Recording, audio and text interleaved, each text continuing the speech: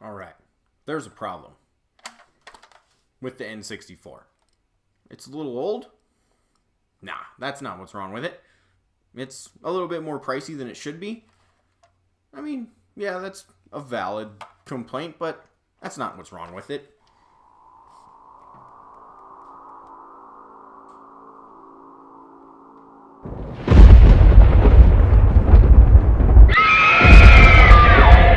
Well, thank goodness it's not a living thing, because this bastardization of a video game controller would definitely be trying to choke me while laughing at my floundering body.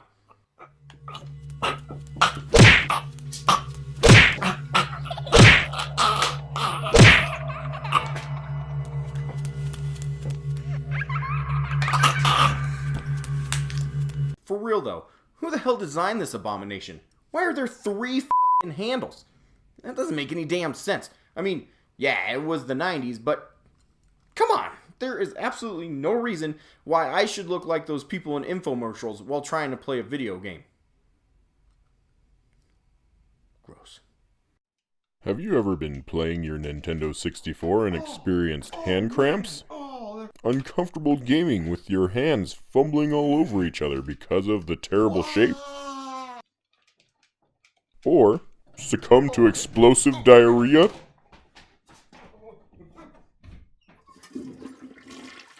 Well, have explosive diarrhea caused by stupid controllers no more, thanks to the Retro Fighters Brawler N64 controller.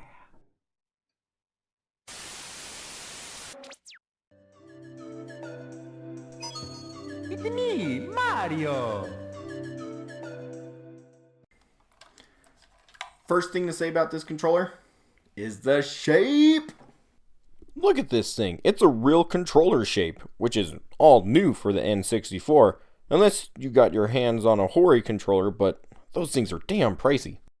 Another thing about this controller is the C buttons are larger than the original controllers were. That little bit of extra size makes a world of difference, especially for games that use them for movement or aiming, like Turok or 007. The size of the buttons makes it real easy to roll your thumb from button to button, making this already weird system for movement not too awkward. It even feels somewhat comfortable. It has the same feel as like a Switch controller. The buttons are real clicky and responsive, which is really, really nice, and the whole controller feels that way. None of the buttons have the mushy feel of some third-party controllers. They all feel like the original buttons. There's not too much travel, but there's enough to get that good feel of a button push. Plus, it's got a nice build quality to it. It doesn't feel like it flexes at all or anything like that, and to a gamer is really important when it comes to your controller, which baffles me that they really nailed it on every button except for the damn Z buttons. First off, yes, there are 2 Z buttons, one on both sides like most current controllers. They aren't different buttons though, like a ZL and ZR. They're both just a Z button. But look at all the damn space this button covers. Am I wrong, or did all N64 games only have 1 degree of Z button push? There's no level of sensitivity. It's just a button. Why is there all this damn travel in there? Besides, the button activates all the way the hell up here. So all this space is useless. And oddly enough, it really threw me off at first. I kept pulling the trigger all the way, and it only counts as 1 push, so I just had to get used to pumping the button. As for movement on the N64 Brawler, there's the joystick and the D-pad. Or for all you youngins out there that don't know what the hell a D-pad is, it's also called the directional pad, and it's this bad boy right here. It's okay. It's not a groundbreaking D-pad, and it's also not the worst D-pad I've ever had. It's responsive and has nice rounded edges so it doesn't tear into your thumbs like cheap controllers do. And not like you will use this as your main movement control in like 98% of N64 games, so it's fine. But the joystick?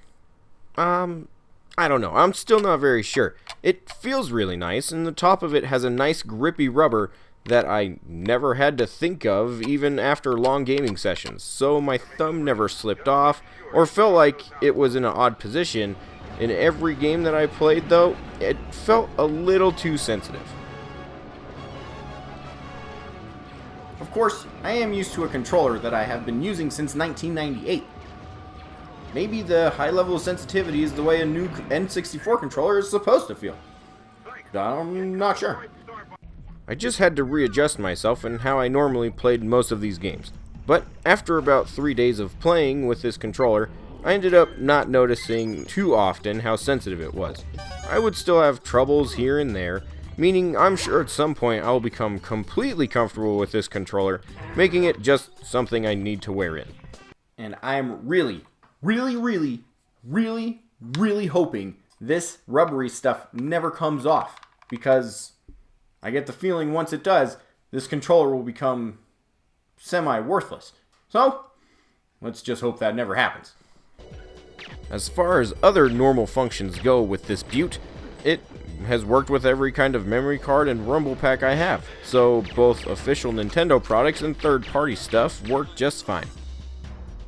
And a happy coincidence is this rumble pack seems to make the whole controller vibrate a heck of a lot more. And I think that's due to its smaller size. So, it's like a nice upgrade to your rumble pack.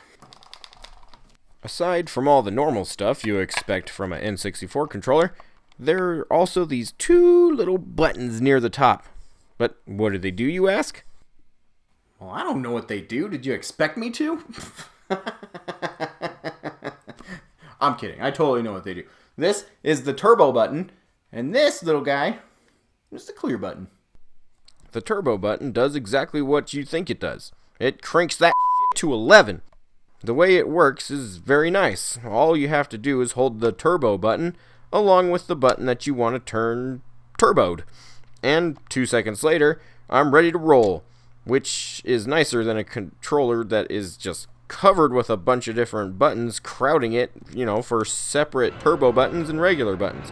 Plus, the fact that you can pick any button helps, since there's no real guidelines as to what did what in the N64 library.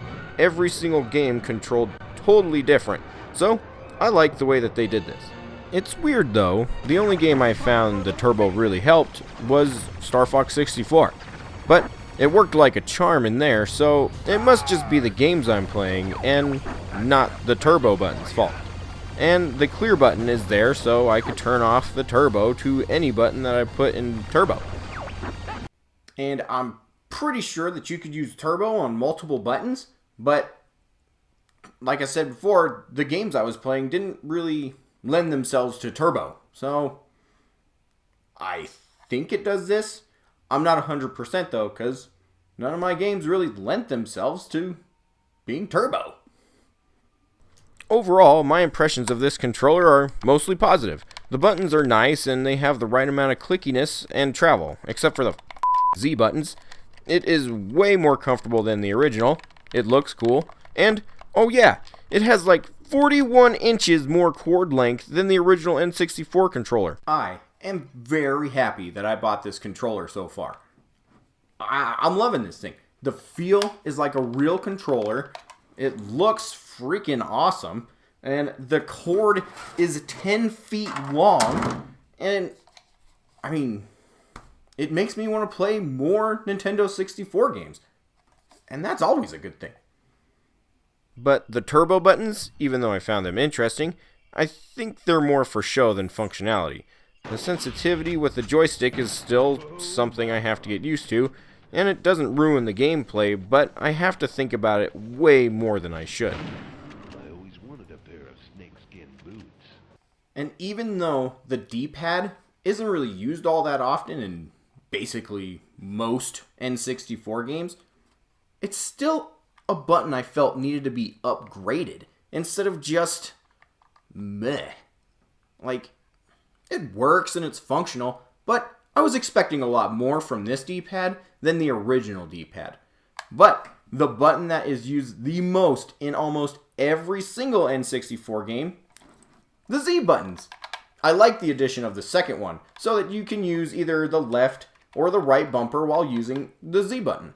But, come on, Retro Fighters, why did you design it like this? Look at all that dead space in there. This needed to be a curved button. Like this. Not a damn trigger. Like that. I mean, come on. It's the N64, not an Xbox 360. There's no sensitivity there. It's a button. You should have made it a damn button. And frankly, that pisses me off. I hated the way they designed the Z button. I mean, they work really well, and they feel really nice because of the curve. That's too much Z button, though. Too much Z button. As far as rating the Retro Fighters Brawler N64 controller, I think it earns a 7 out of 10. And some of you might be thinking, that's pretty harsh for, mainly praising it and only hating a couple things. But considering that I would give the original N64 controller a 3 out of 10 for the 3 handles, I'm kidding, that's not why. But this is a major upgrade over the original. And I'm very happy that I bought it. Eventually, this will replace all of these in my collection, one way or another. So I'm hoping that Retro Fighters does another Kickstarter campaign soon, so I get my hand on a couple more of these. They are pretty nice. Alright, one review down. Ooh. Level 7 games, let me borrow this thing. That's right, the T Vee Golf. Not exactly sure how this is going to go, so let's jump into it.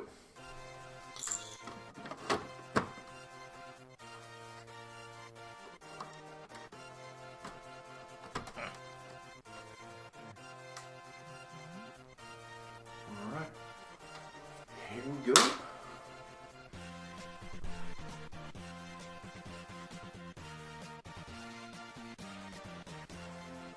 You know what? Actually, these kind of games aren't that fun to play by yourself. Oh, maybe I should get the guys from Level 7 Games to help me, review this. But why stop there? We could totally play this and, World Track Meet with the Power Pad. Yeah, and we could even use the infamous exercise bike for the Super Nintendo, the Life Cycle. Oh, man.